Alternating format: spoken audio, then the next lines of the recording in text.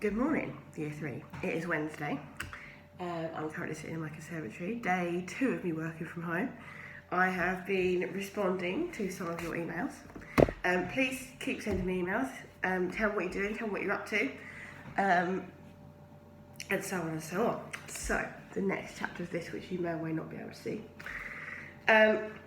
We have just, and I literally mean just, found a map in Grandad's garage after we found out that the previous owners left a load of stuff in the garage. I don't mean garage, I mean shed. In the shed. So, let's see what happens next. What you got there, Chipstick? I quickly pocketed the map and leaned over to the counter, pretending to peer at the writing in the book. Oh, it's just something Ted gave me, I blustered. Something he did for art. I could feel the heat rising up my face. My ears were positively sizzling. Grandad cleared his throat, and I waited for his words, knowing full well he had seen enough to know it wasn't a kid's drawing. But they never came. He gave a sigh instead and reached over to fish some string out of a pot. As my eyes fell on it, I gave a little involuntary squeak. Is that yours, Grandad? Grandad, who was now winding the dishevelled string into a tight ball, looked back at the pot. Suppose it is now. It's another leftover, like the book. Thought I'd keep it in my bits and bobs in. Pretty, huh? I nodded, and when Grandad headed back outside, I pulled the pot closer. It was purple with flecks of gold. Very pretty. But it was the tiny head peeking over the rim that I couldn't stop looking at. Stretching up the inside of it was a dragon, its tail swirling round and round, the sides down to the bottom. It had belonged to Elvie, and along with the book and the map, surely it all pointed to having known about the dragon fruit tree in her garden. I thought again of its drooping leaves and shriveled tendrils. If she'd known about it, maybe she'd left something that would tell us how to look after it properly.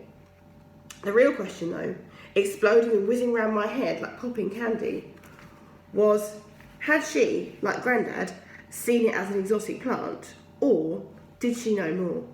Could she, like us, have known about the dragons?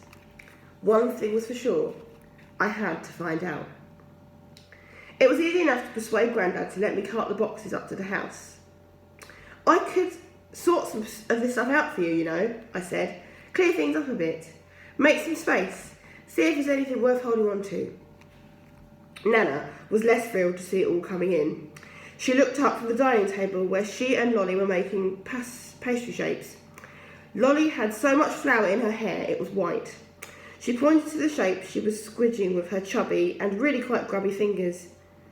Charlotte's making a dinosaur, I think, Nana said. It's got quite big spines and everything. They weren't spines, of course. They were wings. I could see that straight away. Lolly frowned and poked a lump of pastry. I bent down and whispered in her ear, "That dragon needs some fire." She grinned and wiped a blob of jam across the table to look as if it was breathing flames. Upstairs, of course, the first thing I wanted to do was look at the map. I put down the last of Elvie's boxes, pulled out the map and unfolded it while Flicker perched on my arm, looking just as curious. A long winding river snaked its way up the paper with lots of little tributaries branching off. They stretched right out to the edge of the dragon's wings that framed the map. As I traced the widest part of the river, it was clear from the symbols that my fingers were moving through thick rainforest. The only other feature I could see were a few clear patches where the forest stopped. It was hard to imagine how anyone could usefully navigate this map. I turned the map over, wondering if there was more detail on the other side. It was blank. Except, no, it wasn't exactly blank. There were the very faintest marks across the top of the sheet. I held it up to the light, but it was impossible to make out whether they were words or just the ink from the map soaking through. I folded the paper and started looking through one of the boxes. It was full of masks and figures and animals made of stone and wood. I picked out odd-shaped bottles and little keepsakes, like panpipes and bangles.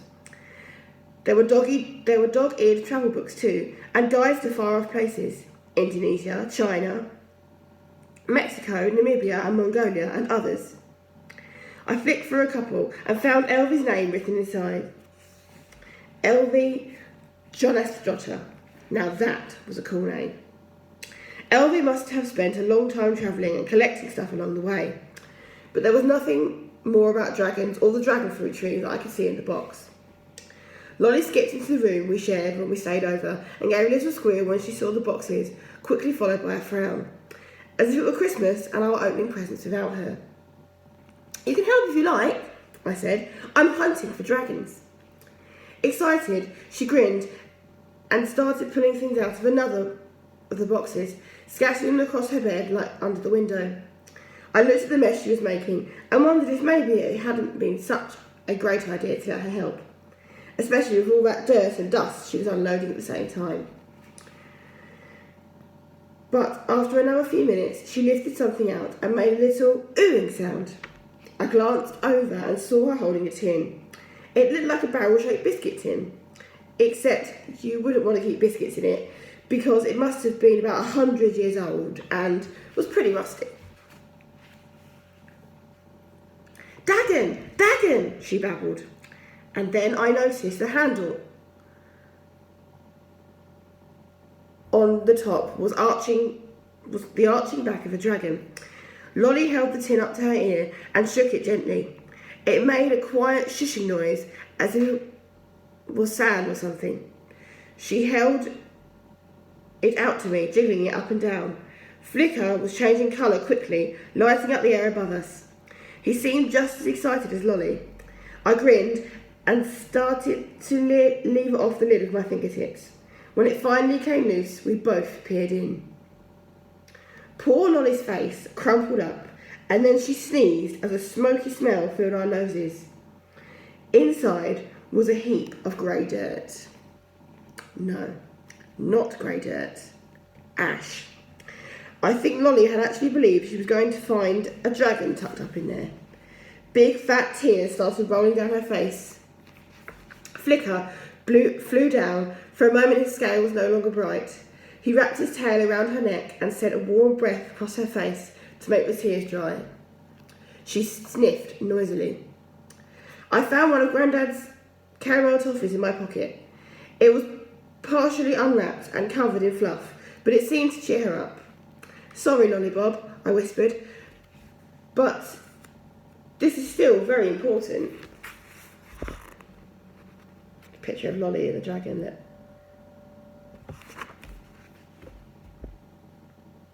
And it was, because as well as the ash of the tin, there were marks on the inside. It looked like someone had been trying to work out something.